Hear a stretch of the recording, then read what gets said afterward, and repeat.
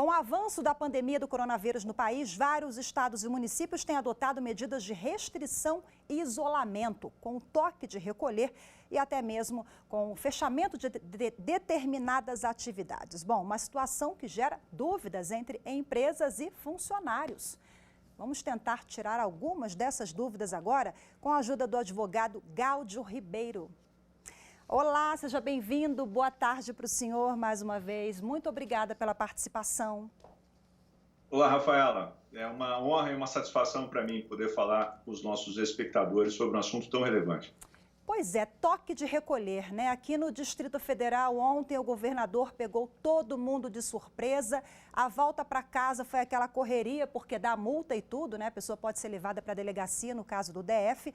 Outros estados também recorreram a essa medida como forma de conter o avanço da Covid-19. Agora, como é que fica a situação dos trabalhadores que não se enquadram naquelas atividades consideradas atividades essenciais e precisam se locomover naquele horário onde o decreto não permite?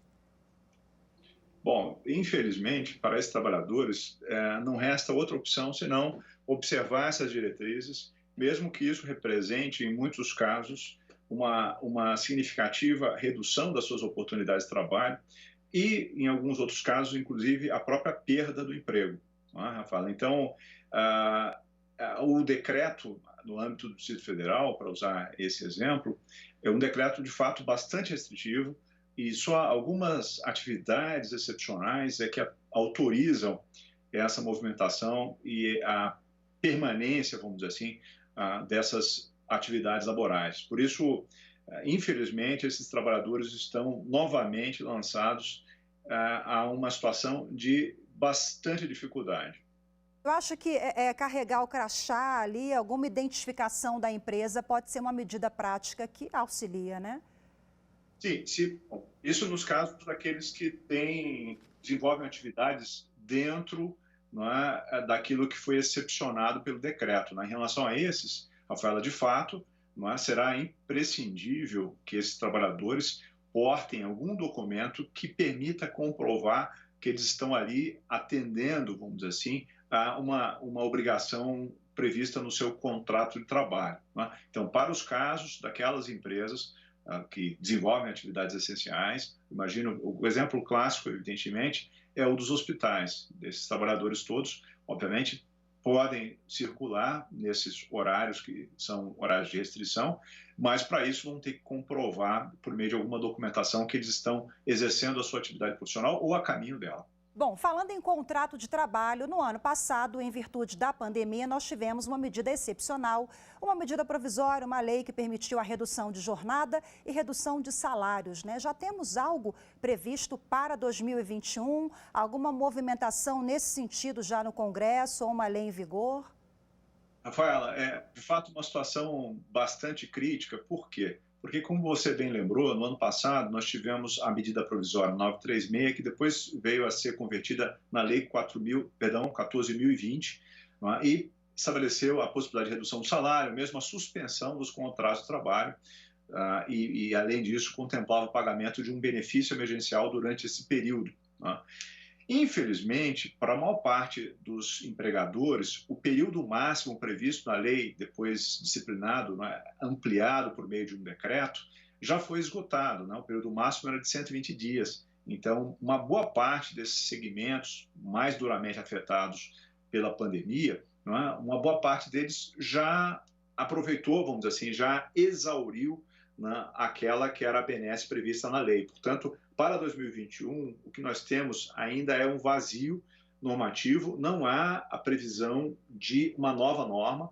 O que nós temos são alguns projetos em tramitação e há ainda uma forte especulação aí nos meios de comunicação quanto à edição de uma medida provisória que venha a instituir ou reinstituir regras que permitam alguma flexibilidade. Porque aqui, Rafael, o que é curioso e ao mesmo tempo dramático é que são exatamente os mesmos segmentos.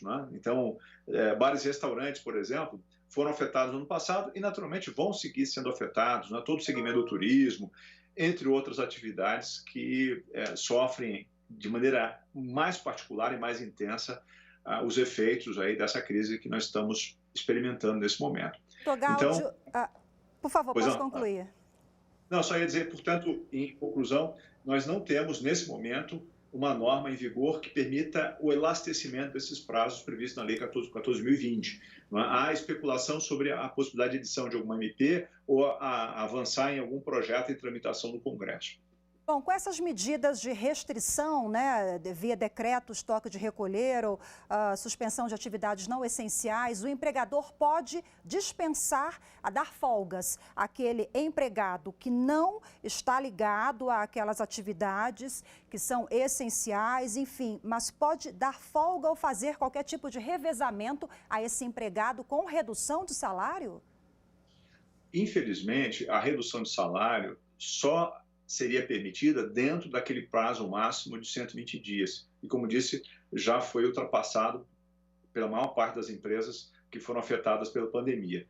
Então, só resta ao empregador, se deseja manter esses empregados no seu quadro, em muitos casos, Rafaela, o empregador não tem sequer recursos para realizar a dispensa, porque isso significa pagar as verbas decisórias, não é? Então, ontem mesmo, anteontem, enfim, eu conversava com o dono de um lava-jato, onde eu lavo meu carro, e ele dizia isso: Gáudio, eu não tenho recursos para conseguir pagar as verbas decisórias. Então, veja, para esses empregadores, a dispensa não é, o desligamento não é propriamente uma alternativa. E às Mas vezes o que também... eles podem fazer? Dar uma folga efetivamente, né? E às Como vezes você não bem tem ressaltou. demanda, às vezes não tem demanda para esse trabalhador. Mas também não tem Exatamente. dinheiro para mandar o trabalhador embora. Eu acho que nesse momento um acordo entre as partes, o diálogo, a conciliação é o momento adequado, né? É o momento para isso, né? Não há dúvida nenhuma de que esse seria o ideal, né? Seria o desejável que as partes pudessem sentar, não é? E que os sindicatos também pudessem se apresentar para estabelecer um diálogo legítimo, não é? E fundamental nesse momento em que todos nós precisamos olhar juntos na mesma direção. Bom, então eu finalizo a entrevista com essa reflexão, com essa dica de conciliação, de diálogo entre empregador e empregado, que é sempre um ótimo caminho, né? Doutor Gáudio, muito obrigada pela sua entrevista. Ótima tarde para o senhor. Boa tarde, muito obrigado. Fico mais uma vez honrado. À disposição.